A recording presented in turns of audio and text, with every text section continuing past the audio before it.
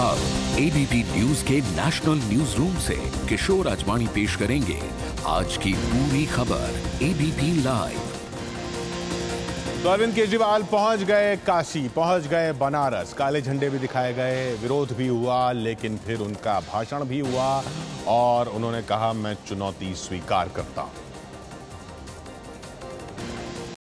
क्या मुझे वाराणसी से नरेंद्र मोदी जी के खिलाफ चुनाव लड़ना चाहिए? और इस तरह केजरीवाल मोदी के खिलाफ वाराणसी से चुनावी समर में कूद पड़े। यहीं बेनिया बाग में नरेंद्र मोदी जी आए और खुले में जनता के सामने नरेंद्र मोदी जी के साथ डिबेट हो जाए। हम भी जानना चाहते हैं गुजरात में कितना विकास हुआ था। लेकिन तालियों की इन गड़गड़ाहट से पहले वाराणसी में केजरीवाल को भारी विरोध का सामना करना पड़ा। रोड शो के दौरान केजरीवाल पर स्याही भी फेंकी गई। कबीर चौरा से पहले कुछ लोगों ने अरविंद केजरीवाल पर स्याही फेंका। ये देखिए केजरीवाल हैं, मनीष हैं, संजय हैं, सबके चेहरे पे इस तरीके से स्याही लगी है। 10-12 लोग रहे होंगे, हम लोगों को काले झंडे दिखाए और हमारे ऊपर काली स्याही फेंकी। दोस्तों, बनारस की तो यह संस्कृति नहीं है, ये बाहर से भाड़े पे लाए हुए लोग नजर आते हैं। दोस्तों, काशी में सिर्फ स्याही से ही केजरीवाल का स्वागत नहीं हुआ, जगह जगह काले झंडे तो दिखाए ही गए। विश्वनाथ मंदिर के बाहर उनकी गाड़ी पर किसी ने अंडा भी फेंक दिया। बीजेपी कह रही है कि सब प्रायोजित लगता है। जब ये आशंका वो जाहिर करते हैं तभी उनके ऊपर शक हो जाता है और उनके ऊपर ये एहसास होने लगता है कि वो स्याही के सिपाही साथ लेके जाते हैं वो। और ये केवल एक फासिज्म का एक काम करने का तरीका है। मोदी के खिलाफ मिशन काशी पर निकले केजरीवाल जब मंदिर गए तो टीका लगाया और शाम को मंच पर उन्हें मुस्लिम टोपी भी पहनाई गई। भाषण के दौरान नमाज के वक्त केजरीवाल ने भाषण भी रोक दिया था। काशी जाकर केजरीवाल ने भगवान राम का नाम भी लिया, लेकिन बीजेपी पर निशाना साधने के लिए। भगवान राम हुए, उनकी माता जी कैकेयी ने उनको 14 वर्ष का वनवास दे दिया। ये बीजेपी वाले होते तो कहते भगोड़ा है, भगोड़ा है, भगोड़ा है, भगोड़ा। मतलब साफ है कि वोट के लिए केजरीवाल सबको साधने की कोशिश कर रहे हैं। अब समर्थकों ने तो केजरीवाल को चुनाव लड़ने का आदेश दे दिया है, लेकिन बड़ा सवाल यह है कि क्या केजरीवाल मोदी का मुकाबला कर पाएंगे। और अभी तो ये साफ होना है कि कांग्रेस किसको उतारने वाली है। हमारे साथ आम आदमी पार्टी से दीपक वाजपेयी साहब जुड़ रहे हैं, बीजेपी से हमारे साथ सुधांशु त्रिवेदी जी हैं, कांग्रेस से अखिलेश सिंह साहब हैं और हमारे साथ समाजवादी पार्टी से साहिब सिंह साहब। और हमारे साथ यहाँ न्यूज रूम में मौजूद हैं वरिष्ठ विश्लेषक, वरिष्ठ पत्रकार विनोद अग्निहोत्री जी, अरविंद मोहन जी और आलोक मेहता जी। लेकिन पहला सवाल आपसे सुधांशु जी, चुनौती तो है बनारस में।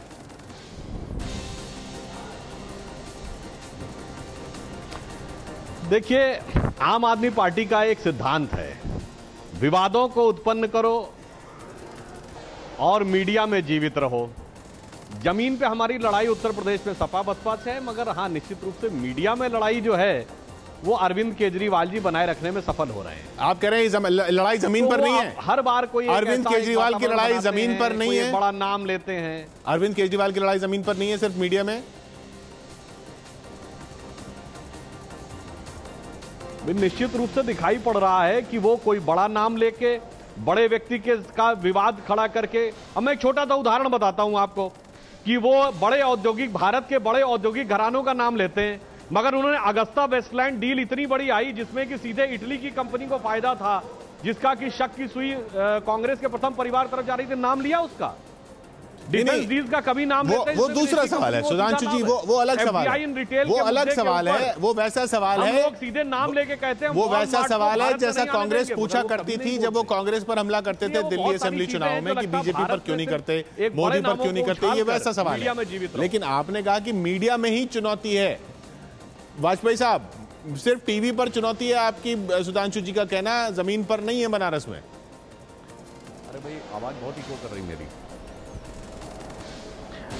किशोर जी, मेरा जो इसमें सबमिशन है वो केवल इतना है कि 5000 वर्षों से काशी अध्ययन अध्यापन का केंद्र रहा है और वहां के वोटर्स की समझदारी पे का इतना अपमान कि अगर कोई सोचे कि जाति धर्म या सांप्रदायिकता के नाम पे बंटवारे पर कोई वोट कर देगा, किसी लहर में वोट कर देगा और ये सवाल नहीं पूछेगा कि आखिर बाबूलाल बुखेरिया आपकी कैबिनेट में क्यों है, आखिर येदियुरप्पा को आपने टिकट क्यों दिया, आखिर श्रीरामुलु को आप पार्टी में क्यों लेके आए, आखिर सुषमा स्वराज जी भ्रष्टाचार की पार्टी के अंदर लड़ाई लड़ते लड़ते क्यों हार गई, आखिर एल के आडवाणी जी ने ये ब्लॉग लिखा येदियुरप्पा के खिलाफ, उनको लाने की क्या मजबूरी है। तो और मुरली मनोहर जी ने जो क्षेत्र का कोई विकास नहीं किया, आपके उसकी सारे बात वो करेगा नहीं वोटर। तो मुझे लगता है कि उस शहर के साथ बड़ा अन्याय और अपमान है जहां पर 12 साल का बच्चा वो कुरान याद कर लेता है, 12 साल का बच्चा वाजपेयी साहब आपके सारी बातें सही, सारे मुद्दे समझदार शहर के साथ मुझे लगता है उसकी समझदारी के साथ सारे मुद्दे अहम हैं, लेकिन सवाल मेरा यहां पर यह था कि क्या ये चुनौती सिर्फ मीडिया में है अग्निहोत्री जी?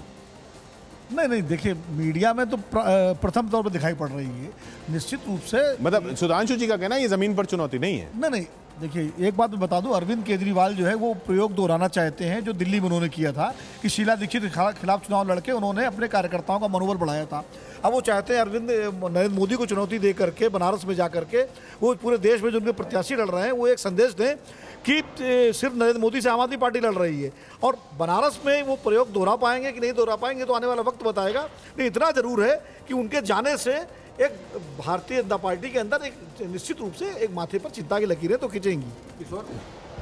नरेंद्र मोदी की ना वहाँ खेती है, ना कोई बाड़ी है, ना 4 दिन उन्होंने पहले काम किया है। वो जिस तरह से गए हैं अरविंद केजरीवाल वैसे ही गए हैं। तो ये कहना कि वो बाहरी हैं और मीडिया के सहारे आए हैं और नरेंद्र मोदी ने कोई जन्मांतर तक वहाँ काम किया है, ये अपने आप में उतना ही बड़ा झूठ है जितना नहीं। वो शायद कुछ और कहना चाह रहे हैं। वो कहना चाह रहे हैं जो चुनौती आपको टीवी पर दिख रही है वैसी चुनौती वहाँ नहीं है। चुनौती वो बना रहे हैं वैसे ही वो बना रहे हैं। अब यही देखना है, चुनाव आमने सामने आ गए हैं कि कौन जीतता है कौन हारता है। अब अभी से उसको सिर्फ मीडिया के मत्थे मारने की क्या जरूरत है? नहीं अखिलेश जी, चुनौती सिर्फ अरविंद केजरीवाल की टीवी पर दिख रही है या बनारस तो आप भी अच्छी तरह जानते हैं बनारस में भी है चुनौती की नहीं?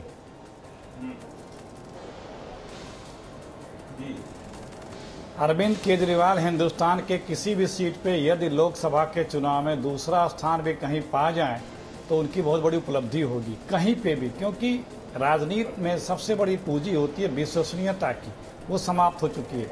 इनके अपने सारे लोग जो यहाँ तक आए थे गर्दिश के समय तो से आज कौन लोग थे वहां बनारस में? आज कौन लोग आए थे उनको सुनने बनारस में? चुनाव लड़ रहे हैं। इन्होंने पूरे अपने 4 दिन पहले ही 5 दिन पहले ही पूरी अपील की थी, बाकायदे जारी किया था फरमान कि हर जगह से हमारे कार्यकर्ता बनारस पहुंचे। इनके जितने भी कार्यकर्ता जहां भी हैं वो पहुंचे थे। बनारस के लोग तो 10-15% भी नहीं रहे होंगे, क्योंकि कई चैनलों ने बहुत लोगों से पूछ के बताया भी है। तो ये कोई महत्वपूर्ण नहीं है। बनारस में किसी, हमको तो लगता है जिस प्रकार से आज वो गए थे उससे तो ऐसा लग रहा था कि किसी ज्योतिषी ने बताया हो कि ग्रह शांति करना हो, परिवार के साथ गंगा ना हो, काल भैरव का स्नान करो, लग गया तो राजनीति भी कर लो। तो आज जो जेस्चर था उनका शुरू से लेकर के वो तीर्थाटन का था, शाम को थोड़ा राजनीतिक चर्चा में आ गए, अपने चर्चा में बने रहने की तरकीब उन्हें आती है, वो करते रहें। लेकिन जो बीजेपी है वो भी कहीं नहीं है, क्योंकि जिस बीजेपी के उस नेता को जिसे लेकर के ये इतना दम्भ भरते थे कि सुनामी है, फला धमाका है, उस नेता का नाम कल हटा दिया गया। कहा गया नहीं मोदी की नहीं, अब बीजेपी की बारी आने वाली है। उस मुद्दे पर बहस कर चुके कल कर चुके बहस उस पर अखिलेश जी। आप कह रहे हैं बीजेपी, तो ये साफ दिखता है, ये साफ दिखता है मुद्दा अभी ये दोनों लड़ाई में नहीं है। कांग्रेस का प्रत्याशी बनारस से जीतेगा, प्रत्याशी है कौन? कांग्रेस का प्रत्याशी जीतेगा। प्रत्याशी है कौन? हम लोगों ने अभी घोषित किया है, आप देखते रहिए। अभी आप लोगों ने कुछ देर पहले 2 मिनट चलाया कि गुजरात का मोदी के खिलाफ का प्रत्याशी हट गया, अब दिख गया। उतने प्राइमरी बताइए ना कौन अब आ गया गुजरात में मोदी के खिलाफ? हेडलाइन चल रही है। वो प्राइमरी से था, जब तक कोई इस्तीफा नहीं देता तब तक दूसरा प्रत्याशी जा नहीं सकता था। तो वो सिटी कांग्रेस के अध्यक्ष था और तब मोदी जी का कैंडिडेचर डिक्लेयर नहीं हुआ था। बनारस में मोदी जी का कैंडिडेचर डिक्लेयर होने के पहले हम लोगों ने भी प्राइमरी में रखा था बनारस सीट को, जो 15 सीटें चुनाव से आनी है। लेकिन जैसे मोदी जी का पता लगा हम लोगों ने अखिलेश जी आपका पॉइंट लिया। आलोक मेहता जी, कांग्रेस यहाँ पे इस पे भी खुश कि केजरीवाल वहां पहुंचे हैं और इस पे भी खुश कि केजरीवाल चुनौती जो है वैसी नहीं है जैसी वो दिखा रहे हैं। देखिए, कांग्रेस की बात नहीं है। मेरा मानना है कि चुनौती तब होती कि देखिए, ओबामा को आप याद करें, इस चुनाव को राष्ट्रपति चुनाव की तरह बनाया जा रहा है। आप यदि पुराने फाइल में भी देखेंगे तो ओबामा क्या कर रहे थे? ओबामा कहते थे इस सड़क इस पुल पर ऐसा नहीं है, यहाँ हेल्थ के लिए ये होना है। केजरीवाल दिल्ली वालों को धोखा दे गए, अब बनारस को और पूरे देश को धोखा देने जा रहे हैं। उनकी कोई जमीन वहाँ नहीं है। मुझे तो लगता है वो दूसरा नंबर कह रहे हैं, मैं कह रहा हूँ वो 5वें नंबर पर आ जाए तो मुझे आश्चर्य होगा। उनका कोई जमीनी काम नहीं है। वो वाराणसी वालों के लिए कुछ नहीं कर सकते हैं, वो देश के लिए कुछ नहीं कर सकते हैं। वो केवल धोखा दे रहे हैं। जैसे आसाराम बापू ने धोखा दिया था, वो जिसके लिए हजारों भीड़ होती थी, वो वहाँ के आसाराम बापू हैं, आम आदमी पार्टी। आपका भी ये मानना है कि वो भीड़ जो वहां पर पहुंची थी वो बाहर से आई थी? वो बाहर से आई थी। किराए पे भीड़ तो बहुत सारे लोग ले आते हैं। कल दाऊद इब्राहिम यदि आ जाए और वो इससे ज्यादा 50,000 की पैसा बांट करके वो भी भीड़ ला सकते हैं। पैसा बांटी हुई भीड़ लग रही थी आपको? नहीं, बाहर के कार्यकर्ता थे, लोकल लोग होंगे और 10 आदमी होंगे। लोकल आदमी वहाँ आपको दिखा दीजिए। वहाँ के लोग वहाँ के बाहर से ट्रेनों में भर के, बसों में भर के लोगों को ले जाया गया। 10 दिन से लोग देख रहे हैं, आपके रिपोर्टर से पूछिए। मुस्कुरा रहे हैं वहाँ पे वाजपेयी साहब?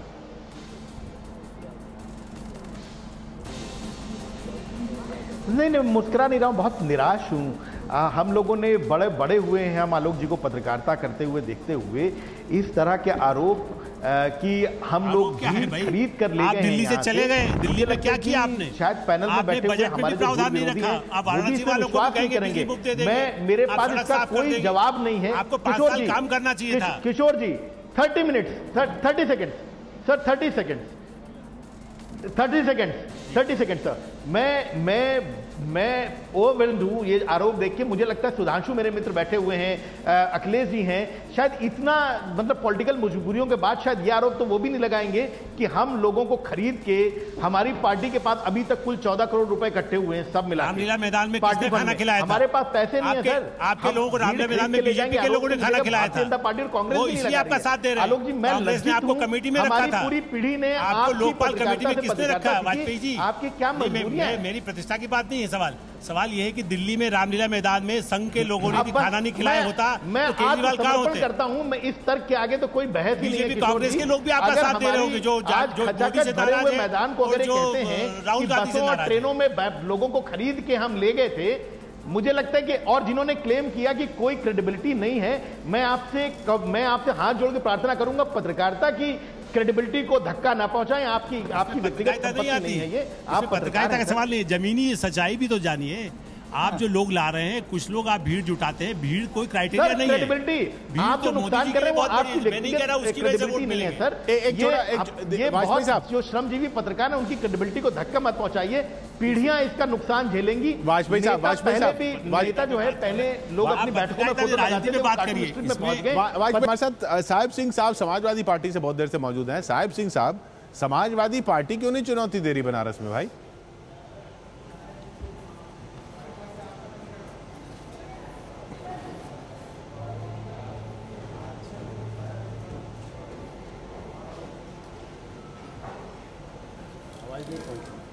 साहिब सिंह साहब की आवाज नहीं पहुंच पा रही है, माफ कीजिएगा। सुधांशु जी, ब्रेक पर जाने से पहले जो बातचीत हुई, भीड़ कितनी थी, बनारस की कितनी थी, कहां तक पहुंचे केजरीवाल, आपका क्या मत है?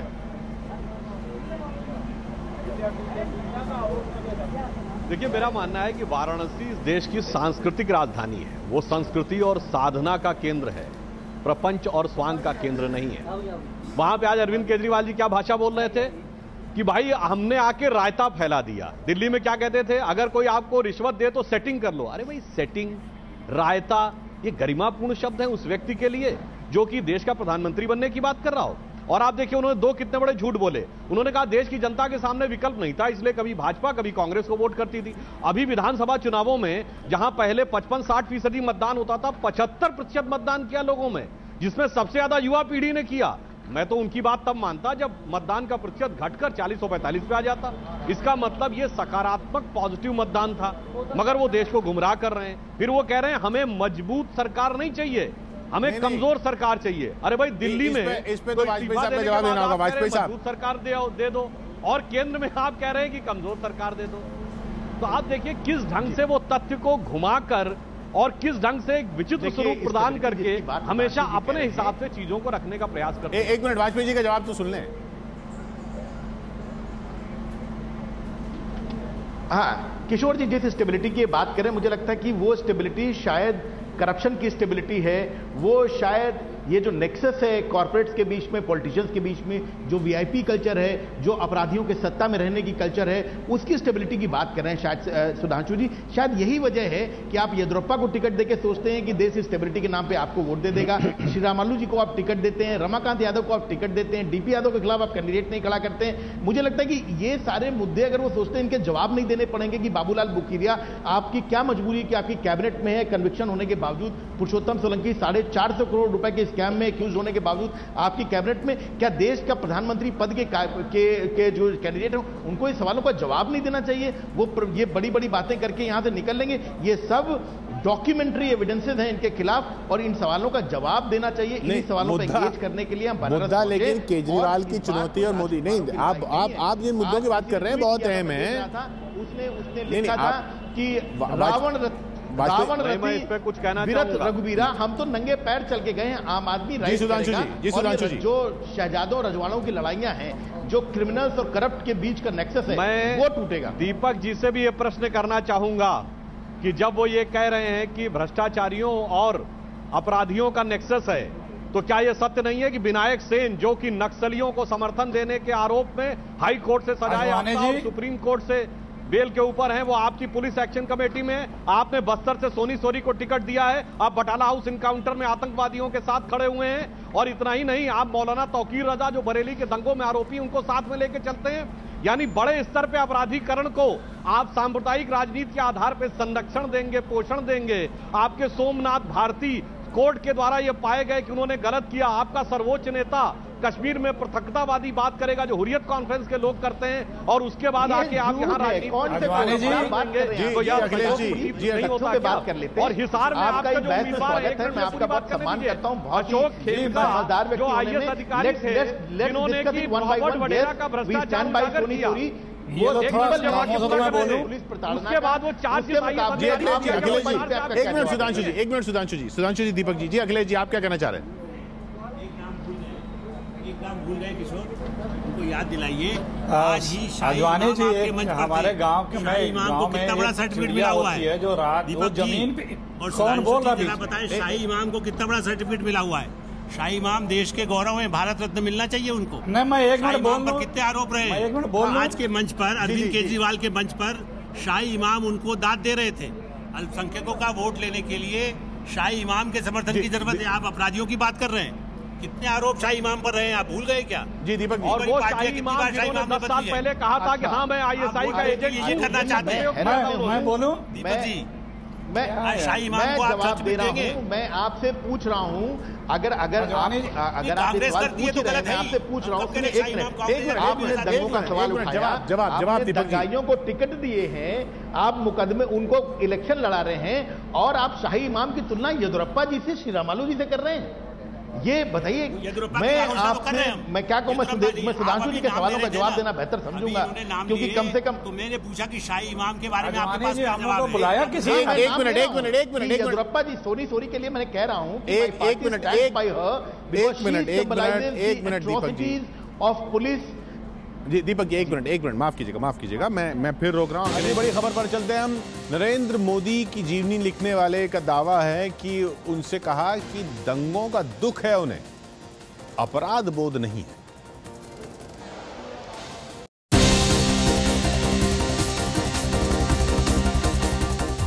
2002 के गुजरात दंगों में जो कुछ हुआ उसका मुझे दुख जरूर है, लेकिन कोई अपराध बोध नहीं है।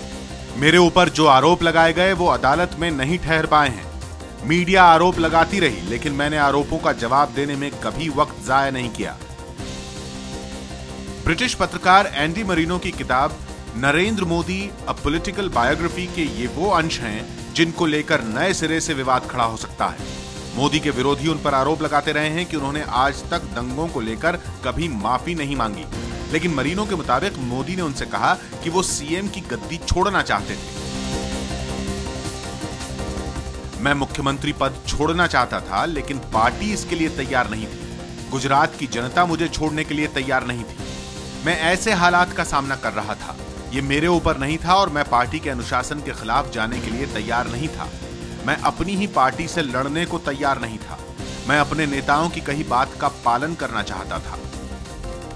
मोदी के इस बयान से ऐसा लग रहा है कि उस समय उन्हें पार्टी का पूरा समर्थन हासिल था, लेकिन उस समय के पीएम अटल बिहारी वाजपेयी ने उनसे राजधर्म निभाने की बात कही थी। देखना दिलचस्प होगा कि मोदी की जीवनी में वाजपेयी के उस चर्चित बयान को लेकर क्या कुछ कहा गया है।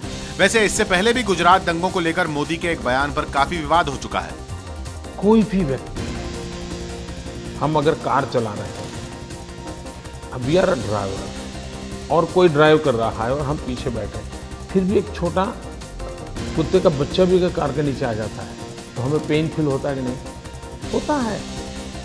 मैं अगर मुख्यमंत्री हूं या नहीं हूं, मैं एक इंसान हूं, कहीं पर भी कुछ बुरा होगा तो दुख होना बहुत स्वाभाविक। हमारे साथ सुधांशु त्रिवेदी जी बने हुए हैं बीजेपी से, अखिलेश जी हमारे साथ कांग्रेस से हैं, वाजपेयी साहब हमारे साथ आम आदमी पार्टी से और एसपी सिंह साहब समाजवादी पार्टी से हैं। अब सवाल सुधांशु जी, दुख है वो कई बार कह चुके, इस बार भी ये जीवनी में निकल के आ रहा है, तो फिर जिम्मेदारी उनकी क्यों नहीं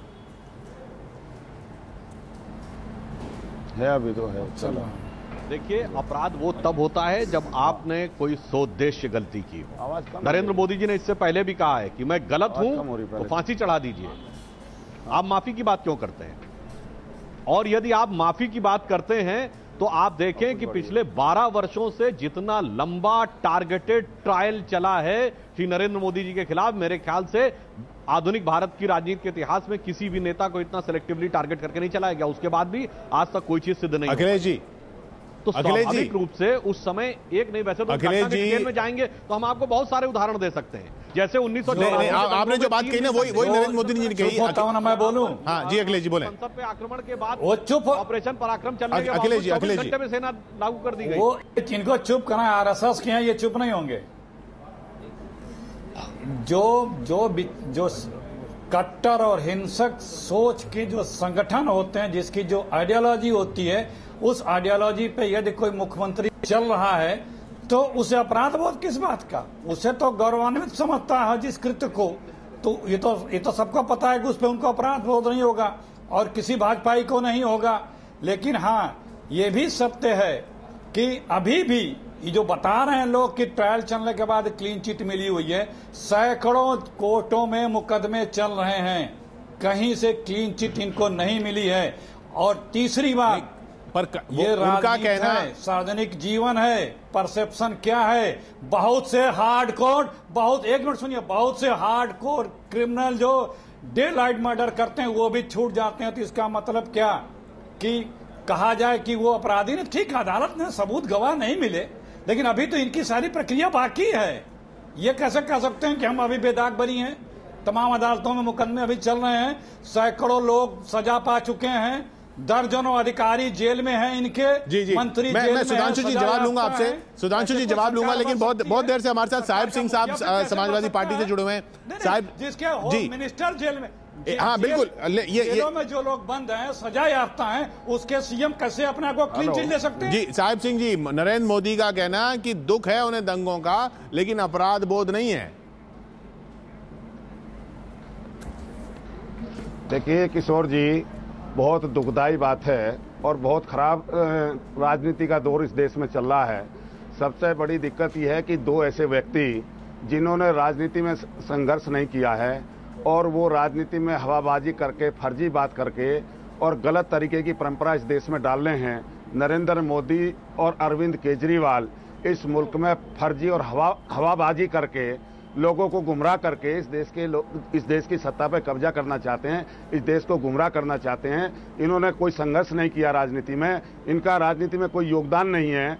गुजरात के मॉडल की बात की जाती है, वहां के विकास की बात की जाती है, वहां के गुजरात की हालत जितनी खराब है, यदि उसकी सच्चाई लोगों के सामने आ जा तो नरेंद्र मोदी की असलियत लोगों के सामने आ जाएगी। तो जो हालत है आज, जो राजनीति जिस दौर में जा रही, जिस तरह की फर्जी बात हो रही है, जिस तरह की हवाई बात हो रही है, जिस तरह का वातावरण देश में बनाया जा रहा है, लोगों को गुमराह किया जा रहा है, तो ये फर्जी राजनीति की जा रही है इस देश में। ये बड़ी दुख की बात है। फर्जी राजनीति है यार। एक मिनट अग्निहोत्री जी, नहीं, ये देखिए बात असल में हो रही है गुजरात के दंगों की और नरेंद्र मोदी की जीवनी की। मैं कहता हूं कि गुजरात के सवाल को लेकर, विकास के सवाल, फिर बनारस पे लौटते हैं। अरविंद केजरीवाल ने एक चुनौती दी है बहस की। मुझे लगता है कि बनारस की, काशी की जो प्राचीन परंपरा है, सुधांशु जी, अगर आप ये माने कि आप लोग तो परंपराओं संस्कृति को मानने वाले लोग हैं, तो वहाँ शास्त्रार्थ की परंपरा रही है और काशी में खड़े होकर जो शास्त्रार्थ की चुनौती देता है, प्रतिद्वंदी से स्वीकार करता है। क्या भारतीय जनता पार्टी इन सारे सवालों को जवाब देने के लिए इस शास्त्रार्थ की परंपरा को मानते हुए नरेंद्र मोदी जी आएंगे और बहस करेंगे? उसमें दंगों की बात भी आ जाएगी, उसमें विकास का मॉडल भी आ जाएगा, बनारस भी आ जाएगा और देश का मामला भी आ जाएगा। जी,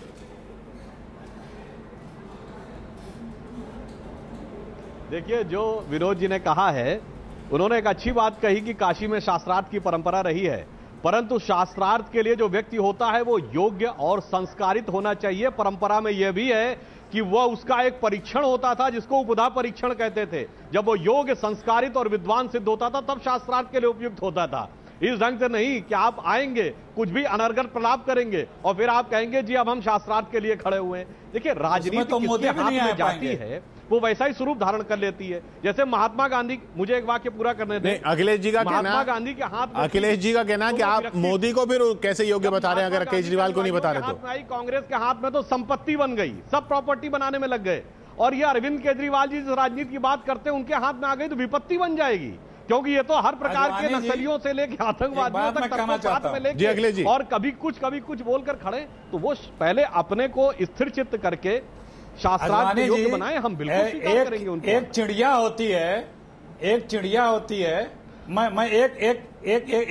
होती है आप गांव में हम लोग के, जो जमीन पे सोती है और दोनों पैर रात को ऊपर करके सोती है और इससे ये मुगालता होता है कि आसमान गिरेगा तो हम रोक लेंगे।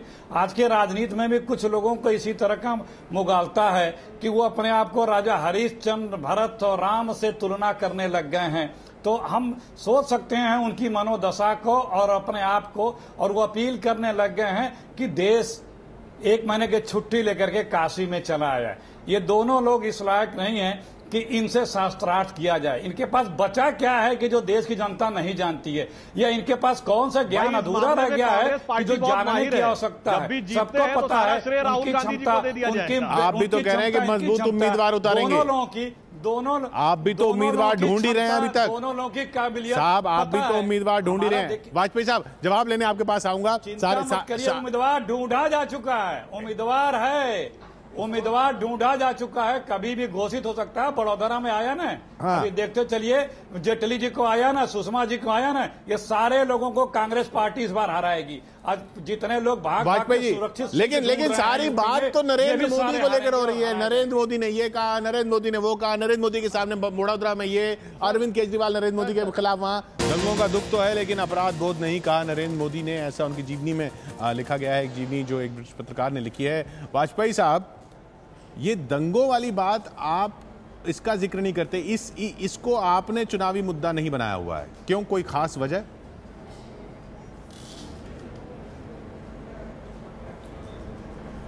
नहीं, मैं आपके साथ तुरंत कह देता हूं, आपने कहा है तो मैं एक चीज कहना चाहूंगा। ये शायद हमारे देश का, हमारे वोटर्स का ये दुर्भाग्य है कि दोनों प्रमुख पार्टियां जो है ना, उनके ऊपर एक एक नरसंहार का दोष है, कांग्रेस पर भी और बीजेपी भी। और जो ये कह रहे हैं कि हमारा दोष नहीं, उस पर केवल एक चीज कहना चाहूंगा।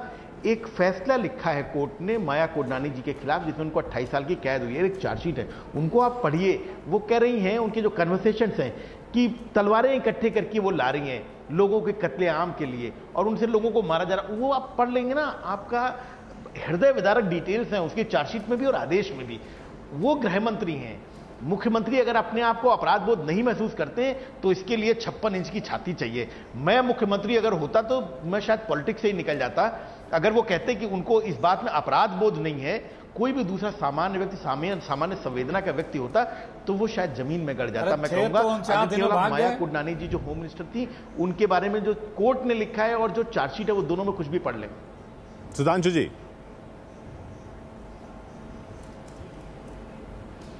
देखिए, मैं इन दोनों पार्टियों से पूछना चाहता हूं, यदि 2002 के दंगों को ये मानते हैं गंभीर, चलिए हम इनका विषय अपना रहने देते हैं। मुजफ्फरनगर में इतने बड़े दंगे हुए, किसने उत्तर प्रदेश के मुख्यमंत्री का इस्तीफा मांगा?